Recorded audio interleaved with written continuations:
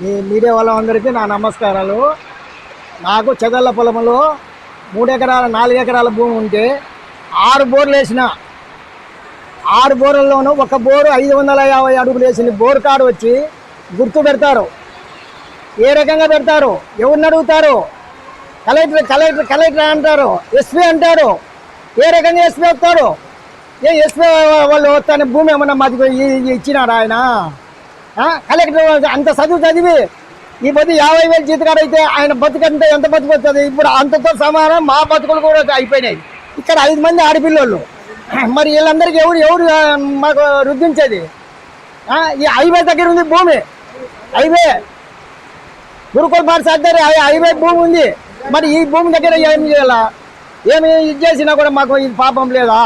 మాట్లాడితే కూడా మళ్ళా తోలుకొని వచ్చినాడు ఎస్ఐను, ఆయనను తోలుకొని వచ్చి వాళ్ళ పోలీసు వాళ్ళను వేస్తాం అది ఇదనే పోలీసు వాళ్ళే వండుకొని, అయ్యా ఇంత దుర్మార్గంగా నువ్వు బోరు కాడ నీళ్ళు పెడతానవే, కొంచెమైనా తెలియలేదా? నీ ప్లాన్ ఏడుందో తీ అంటే ప్లాన్ తీను మా ఇష్టం కోచని మాట్లాడతాడు అతను.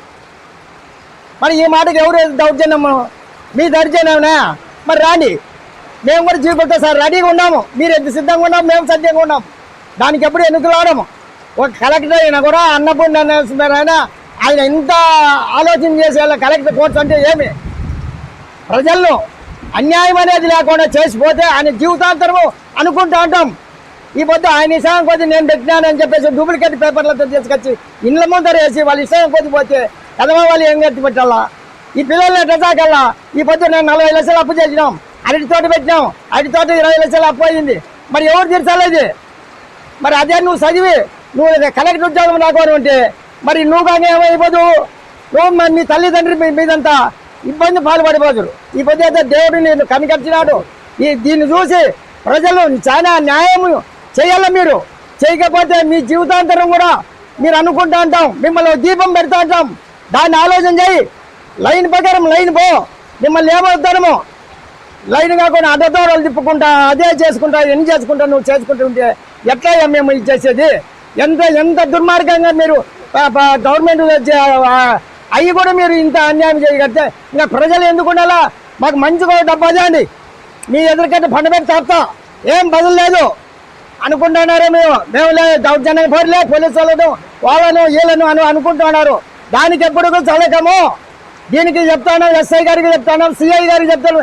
అదే ఎస్ఐ పాపం జరిగితే కూడా అదే లైన్ నుంచి పెట్టిగాడు వచ్చి ఏసీ అని మాట్లాడితే ఎస్ఐ కూడా ఆరోగ్యం అయిపోయినాడు. ఆయన ముఖ్యమంత్రి అవుతారు ఎస్ఐ. మరి అది కూడా తెలియటం లేకుండా బతుకుతాంటే దినం వచ్చేది మమ్మల్ని బెదిరించేది ఏమయ్యా? ఇది దౌర్జన్యమా? ఎవరే కానీ ఎవరు పన్ను వాళ్ళ దగ్గర వైరు ఎవరే కానీ ఇద్దరిద్దండి. అనంతపురంలో ఎన్ని సీసాలు ఉన్నాయి అన్ని అంటుకోండి. దానికి ఎప్పుడు ఎదవరద్దని అవసరం లేదు. మన హక్కు వాళ్ళ హక్కు. ఎవరు టెండర్లు వాడినారు, టెండర్లలో చూసుకో, కొను కోర్టు పని పెట్టి కొను వేసుకో. నీకు ఇబ్బంది ఉంటే, ఇబ్బంది లేకపోతే నీకు అవసరం మామూలుగా పో. నీకు ఎవరు ఇచ్చినారు? ఇది ఏమైనా మేము భూములు ఏమైనా మాకెవరైనా తీసి ఇచ్చినారా?